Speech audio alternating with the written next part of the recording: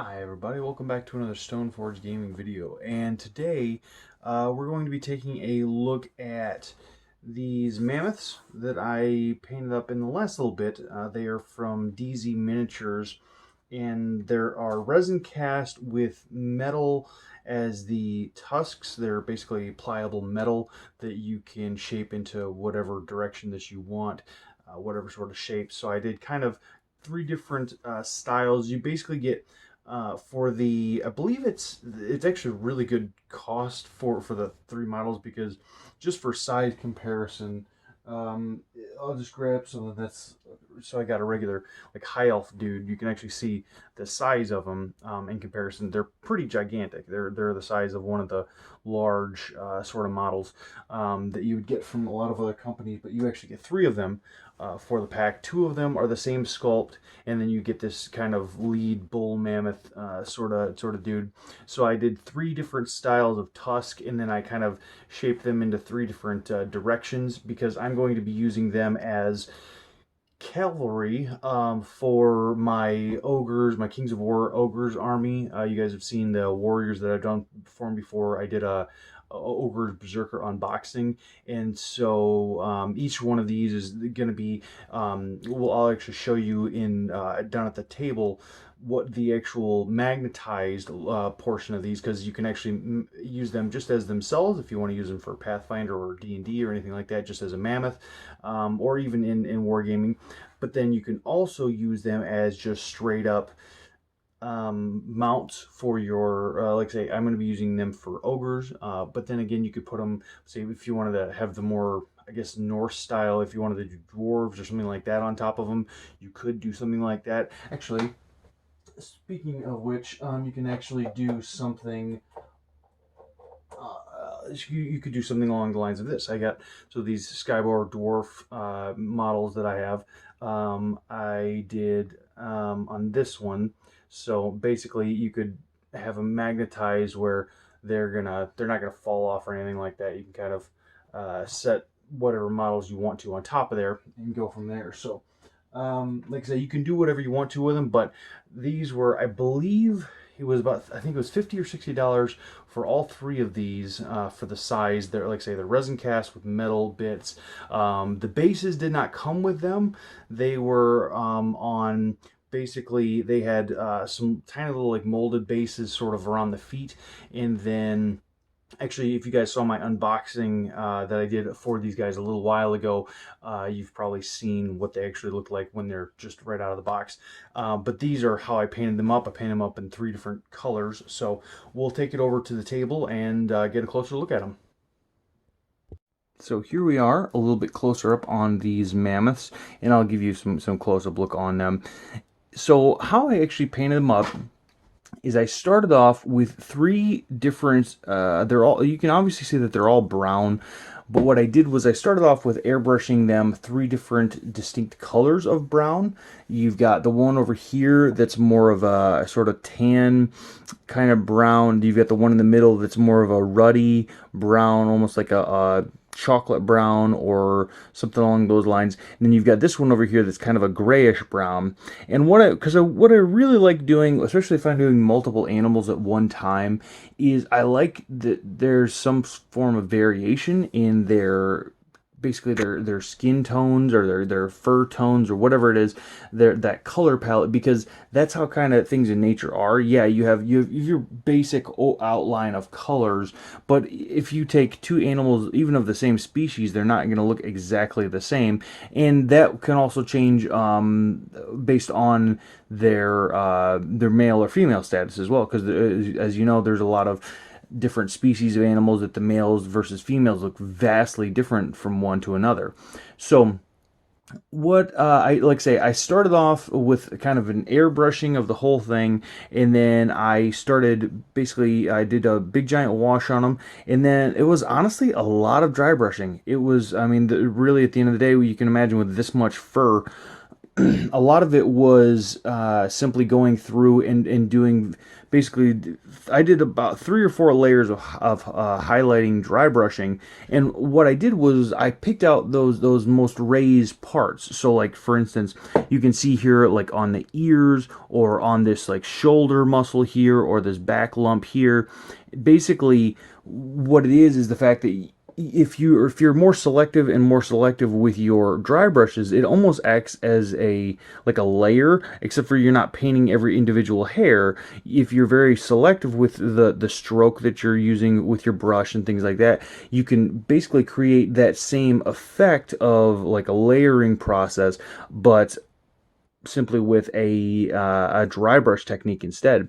And then with the horns here, or the tusks here rather, you can see I basically did just basic dry brushing on those, kind of painted them up. Those I did kind of all the same. I just did more or less the same process, and then kind of finished off the toenails and the teeth and the tongue. This one is the only one that had an open mouth, so I just kind of went with a pinkish tongue. And then I finished off the bases with an amount of actually the bases themselves are basically, you can actually get these from Mantic Games. They are like pre-textured. Basically, they're parts of their movement trays. So like for Mantic's Kings of War, you can basically put models, a number of models on a single base. And what I have used those. So if you've seen one of my videos on some wraiths that I did a while back, I did an entire wraith unit, a troop of them on a single base, because Mantic's Kings of War goes by bases and not by single individual models, like say a Warhammer Fantasy or Age of Sigmar does. So it's a little bit different. But what I did with these is I kind of used, they have some larger 25 mil versions that I kind of cut in half using these lines here, and then basically turned them into that, and then added some additional textures, some additional rocks and things like that to kind of add some of those techniques, or some of those different accents, to kind of make it look like, because these are really big bases, and even though these mammoths take up a lot of space, I kind of wanted it to look like they were kind of coming through some underbrush, or really just smashing through whatever, because again, a giant mammoth is going to come through basically whatever it wants to. So the interesting thing is that these mammoths, like I showed you before, are actually magnetic. And if you take a look at it, what I've done here is I've carved out a bit of basically this back muscle here, and I've basically green stuffed around where it's kind of hard to see. So actually this little divot here where you can see this kind of V shape, that's actually my green stuff work kind of sculpting that back so that I could hide you can see this flat bit here on top. That's actually basically the magnet. And each one of them has this, so that eventually what I want to do is I want to add, actually I have some, let me grab one.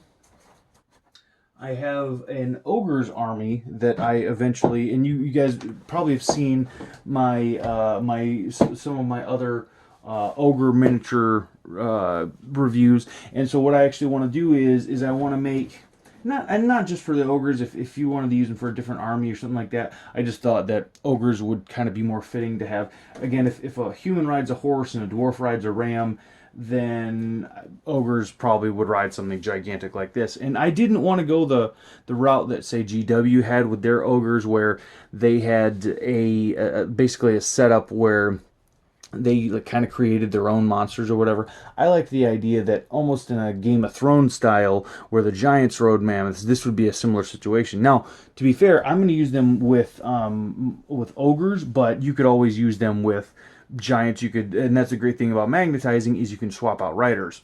So one moment. So these are some of basically the models that I'm going to be using with them, and you can see these are basically the ogre berserkers that they had for Mantic's line. And you can see what I'm going to be doing here is kind of adjusting these legs, kind of making them work a little bit better for what I need. But basically, you can see how this would kind of fit between those legs, and I would just basically carve out here this little bit and kind of flatten that out so that they could rest on there. And I think what I would do is kind of extend some of the weaponry on these so that, like, you've got like a longer, maybe turn something like an axe like this into more of a halberd, and so that way obviously you would have some more reach, because this thing is here. Even these mammoths, you can actually see, I mean, with this being an ogre, you can still see how gigantic these mammoths are. So it gives you definitely some scale. But that was kind of my idea with them, is so that you could take these mammoths, and what I was actually going to do is use them as basically a horde of chariots, of ogre chariots in Kings of War, and do some other stat adjustments to them or whatever, and just kind of use them as that, because they are large cavalry and all that sort of stuff. It would be crazy. I would only ever use 3, because after, like, basically in the long run, it would be like a 300 something point unit. But then again, at the same time, you could use them for RPGs. Like, say if I wanted to throw a frost giant on one of these guys and kind of go that route, you could very easily convert up a frost giant, like a leader or something like that, put them on there, magnetize them on, and you'd be good to go. You would more or less just be able to kind of plop them on and be good to go. And like I say, for their size and their quality, there was some cleanup and things like that. Again, with DZ Miniatures being a smaller company, they didn't have maybe some of the quality controls that some of the larger companies do, but all in all, these were great models and really, really fun to paint. So I would definitely, if you're interested in something like this, I would definitely suggest going over and checking out all that DZ Miniatures has to offer. And I hope you've all enjoyed this Stoneforge Gaming video and taking a look at what I've been working on.